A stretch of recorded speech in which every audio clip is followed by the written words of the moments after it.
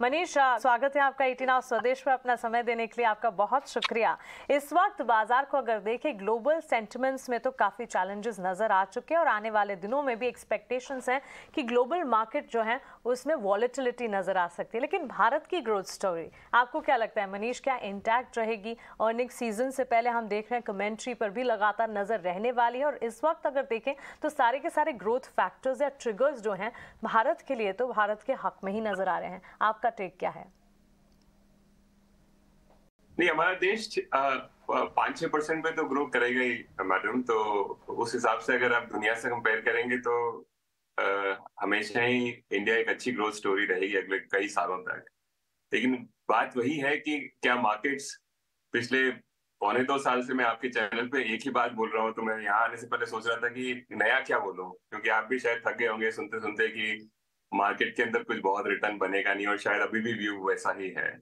Market बहुत महंगे नहीं है, और इंडिया में 5-6% की ग्रोथ और नॉमिनल ग्रोथ आप 10-11% माने तो 10-10.5% का रिटर्न शायद अगर लंबे समय तक मार्केट में रहे तो बनेगा।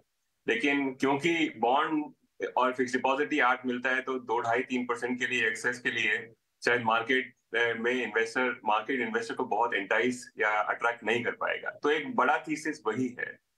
ग्लोबली आप बात सही बोल रहे हैं कि एक पिछले साल सवा साल से मार्केट ने एक बड़ी फाइट लड़ी है कि शायद इकोनॉमीज में बड़ा स्लो डाउन आ जाए, और वो आ भी गया है।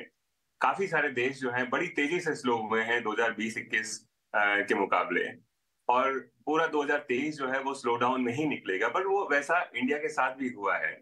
2023 अगर कैलेंडर ईयर अगर देखो तो इंडिया की ग्रोथ कुछ 5-5.25 ही रहेगी, वनिस्पत इसके कि हमने पिछला साल सवा साल 1.5 साल 2 साल जो है वो 7 से 9% की रेंज के अंदर ग्रोथ में बिताया है। तो कमोबेश जो है मार्केट के फंडामेंटल्स वो वैसे ही हैं जैसे पिछले साल सवा साल से हम डिस्कस कर रहे हैं। सिर्फ एक बात हुई है कि जो ग्रोथ के स्लो डाउन की एक्सपेक्टेशन थी मेरी, वो ऑलरेडी मटेरियलाइज हो चुकी है, और जो मार्केट बहुत महंगे लग रहे थे वो करीबन एवरेज भाव पे आ गए हैं। तो अभी भी जो मिक्स है वो वैसा नहीं है कि मार्केट से आपको बहुत अच्छे रिटर्न मिले, क्योंकि वैल्यूएशन बहुत सस्ती भी नहीं है और ग्रोथ बड़ी तेजी से बढ़ भी नहीं रही है।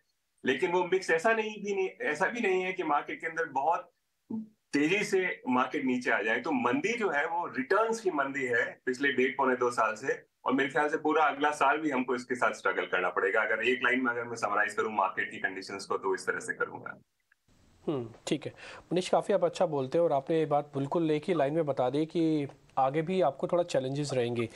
अभी आप इंडिया के बारे में तो बात कर रहे थे, इंडिया भी इम्पैक्ट होता है यूएस और चाइना की इकोनॉमी से, बहुत अलग अलग रीजंस है।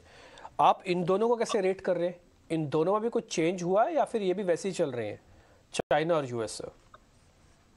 तो एक्चुअली आप चाइना और यूएस देखिए ना, ग्रोथ मार्केट के पॉइंट ऑफ व्यू से एब्सोल्यूट ग्रोथ का कोई मतलब नहीं होता है। अगर मार्केट ने ऑलरेडी उस ग्रोथ स्लो डाउन को डिस्काउंट किया हुआ है, तो उस ढंग से अगर देखें तो अगर स्लो डाउन हो भी गया है तो बड़ी दिक्कत नहीं है। तो चाइना और यूएस, और खास करके यूएस में पूरा 2022 इस नैरेटिव के साथ में यूएस के मार्केट्स ने बताया कि वहां पे एक बहुत बड़ी मंदी आ सकती है और डीप रिसेशन आ सकता है। और आज जो रियलिटी इमर्ज हुई है वो ये है कि अभी तक रिसेशन के एक दिन तो आएगा रिसेशन, लेकिन अभी तक कुछ बहुत बड़े आसार नहीं है, और कुछ डीप रिसेशन की तो बिल्कुल आसार नहीं है। इस क्वार्टर भी यूएस जो है वो 2.5% के आसपास में मोटा मोटी जो है वो शायद ग्रो करेगा। तो सेम चीज चाइना के साथ हुआ है कि पूरा 2022 हमने इस व्यू के साथ बिताया कि शायद चाइना तो बहुत भयंकर तेजी से मंदी आ जाएगी वहां पे, क्योंकि बहुत समय तक वहां लॉकडाउन रहा। उसके मुकाबले चाइना ने रिलेटिवली बेटर किया है। तो मेरा प्राइमरी व्यू यह है कि मार्केट की एक्सपेक्टेशन के बनिस्बत यूएस और चाइना ग्रोथ के पॉइंट ऑफ व्यू से और मार्केट्स के पॉइंट ऑफ व्यू से भी शायद बेहतर करें। और पिछले 1-1.5 साल से मेरा व्यू था कि हमारे मार्केट के व्यू के बनिस्बत हमारी इकोनॉमी जो है रिलेटिवली वर्स करे।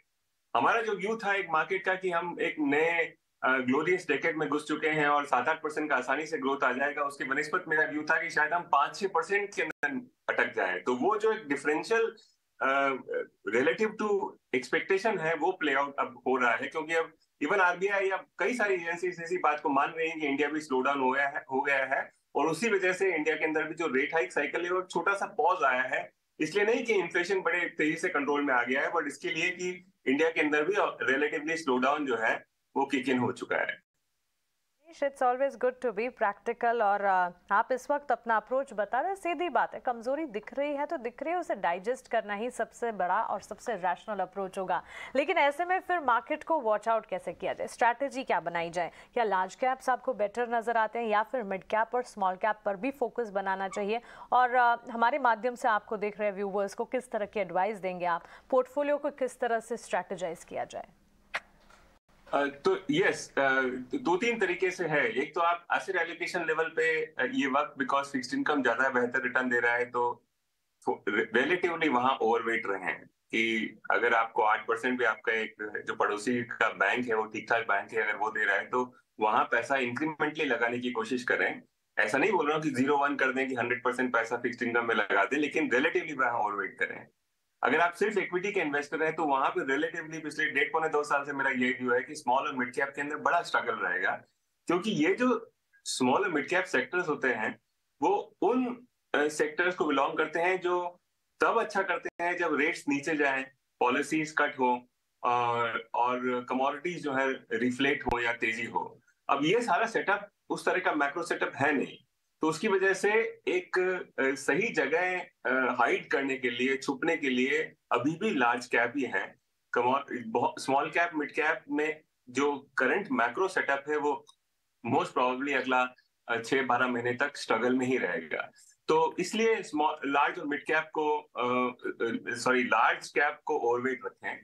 और तीसरा तरीका ऑफ कोर्स ये है कि आप इंडिया वर्सेस यूएस मार्केट्स के अंदर अगर आप प्ले करते हैं तो कई सारे ईटीएफ्स हैं, फंड ऑफ फंड है मार्केट के अंदर, इंडिया के अंदर जो ऑफर करते हैं बाहर के मार्केट को, खास करके यूएस के मार्केट को बहुत सारे ईटीएफ्स हैं। मेरे ख्याल से वहां पे छोटा सा ओवरवेट बिड करें। हालांकि मार्केट काफी तेजी से वहां चल चुके हैं, लेकिन फिर भी इंक्रीमेंटली मेरे ख्याल से वो मार्केट बेहतर करेंगे 1 साल, 1.25 साल, 1.5 साल के लिए हिंदुस्तान के मार्केट से। तो इन 3 लेवल से आप मार्केट में एसेट एलोकेशन को अप्रोच कर सकते हैं।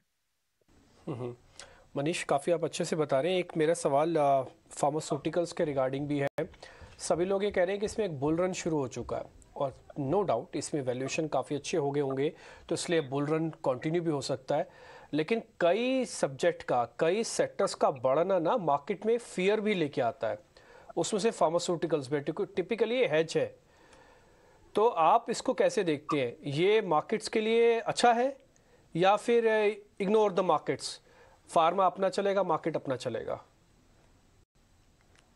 नहीं, बिल्कुल। आई मीन कुछ फैक्टर्स हर सेक्टर्स के लिए, सी जब मार्केट में बहुत पैसा आता है ना चीज, तो जैसे म्यूचुअल फंड को पैसा आ रहा है तो मार्केट के अंदर आप बहुत बड़ी मंदी नहीं कर सकते, तो मार्केट्स में सेक्टर्स रोटेट करना पड़ता है एक फंड मैनेजर को, जिसको ऑलवेज इन्वेस्टेड रहना है।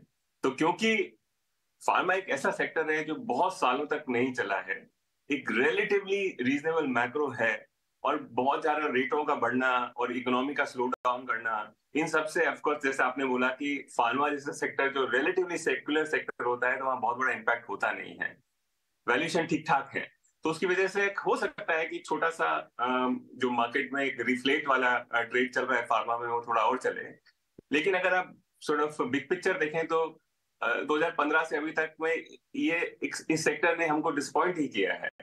रिलेटिवली यहाँ पे कुछ बड़े ग्रोथ के जो ओएसिस है वो नहीं डेवलप हो पा रहे हैं। तो अगर आप रिलेटिव ट्रेड प्ले कर रहे हैं एक फंड मैनेजर के दृष्टिकोण से या एक ऑलवेज इन्वेस्टेड बंदे के दृष्टिकोण से, तो यस, फार्मा एक शायद सेक्टर है जो अगला 3-6 महीना 9 महीना के अंदर अच्छा करे। लेकिन अगर आप उसको सेकुलर स्टोरी की तरह से एक्चुअली उस पर बेट करना चाहते हैं तो मेरा नजरिया इसके ऊपर यह है कि शायद वो सेक्टर नहीं है जहां पे आप एक लंबा ट्रेड खेल सकते हैं जिसके अंदर काफी समय तक वो कंपाउंड करे। क्योंकि इस सेक्टर ने जनरली हमको सॉर्ट ऑफ कुछ कई सालों से राधा 2010-12-13 के बाद मैंने मोटा मोटी डिसअपॉइंट ही किया है। बिल्कुल मनीष, आपका शुक्रिया हमारे साथ जुड़ने के लिए और बाजार पर अपना आउटलुक इन डिटेल हमारे साथ शेयर करने के लिए।